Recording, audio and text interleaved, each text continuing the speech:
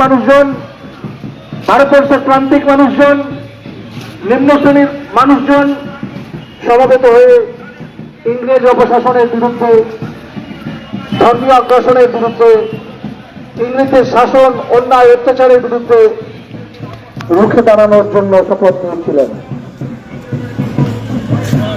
আপনারা জানেন সেই সময় আমাদের যারা দেশীয় রাজারা ছিলেন, যারা জমিদার ছিলেন, মহাজন ছিলেন, তারা অধিকাংশ ইংরেজদের সঙ্গে আতাতে জড়িয়ে পড়েছিলেন।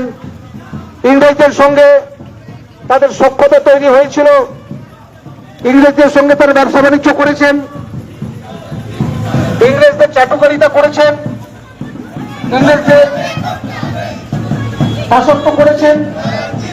কিন্তু এই স্বাধীনচেতা, এই ভারতবর্ষের প্রকৃতির সন্তান, ভারতবর্ষের ভূমি সন্তান শিবকালও ইংরেজদের এই প্রশাসন মেনে নিতে পারেননি।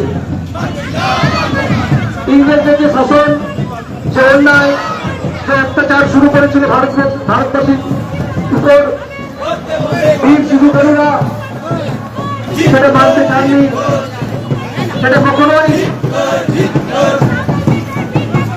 তারা হালকাভাবে দেননি। সেই সময় আজ থেকে প্রায় 150 বছর আগে, 170 বছর আগে, যে সময় কোনো গণমাধ্যম ছিল না, এখনকার মতো ছিল না, মোবাইল টেলিফোন ছিল না,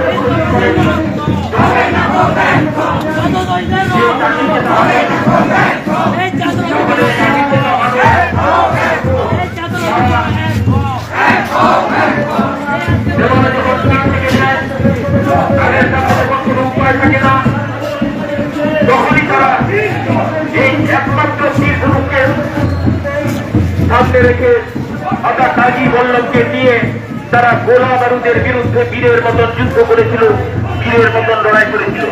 ফলে আজকে এই কারণের জন্য আমরা এই পদযাত্রার মাধ্যমে এটাও দাবি জানাচ্ছি যে বীর ধনুককে ভারতের জাতীয়, দেশের জাতীয় অস্ত্র হিসেবে যাতে স্বীকৃতি পায়, আমরা এটার দাবি জানাচ্ছি। এবং আমরা যত স্বাধীনতা সংগ্রামী রয়েছেন, আমরা দেখব কলকাতার আনাচে কানাচে মহাত্মা গান্ধী, ক্ষুদিরাম বোস, বিনয় বাদল দীনেশ, নেতাজি সুভাষচন্দ্র বোসের মূর্তি স্থাপন করা হয়েছে। দুঃখ লাগে কলকাতার বুকে একটা সিধু কানু ডহর আছে, অর্থাৎ আমরা সেটাকে ডাহার বলি, কিন্তু বিভিন্ন সময়ে এই ডাহারকে, এই ডহর বাবুকে খোঁজা হয়। কেন খোঁজা হয়? কারণ মানুষজনের কাছে এখনো পরিষ্কার নয় যে ডহর কোনো মানুষ নয়, ডহর কোনো একটা রাস্তা। ফলে এই পদযাত্রার পক্ষ থেকে, এই পদযাত্রার মাধ্যমে আমরা এই দাবি জানাচ্ছি যে আমরা এই সিধু কানু ডাহারে যাতে সিধু কানু পূর্ণাঙ্গ মূর্তি স্থাপন করা হয়, এই দাবি জানাচ্ছি। অপরদিকে আমরা দেখব ক্ষুদিরাম বোসের, নেতাজি সুভাষচন্দ্র বোস, মহাত্মা গান্ধীর জন্য, তাদের জন্মদিন, তাদের লড়াইকে সম্মান জানানোর জন্য তাদের ছুটি ঘোষণা করা হয়। কিন্তু এত বড় একটা বিদ্রোহ, এত বড় একটা লড়াই, এত বড় একটা সংগ্রাম, তার স্মরণীয় করার জন্য আজকে কোথাও তার মূর্তি নেই, কোথাও তার ছুটি নেই, কিচ্ছু নেই। আমরা বলছি না ছুটি দিতে হবে, কারণ কর্মদিবস নষ্ট হোক, এটা আমরাও চাই না।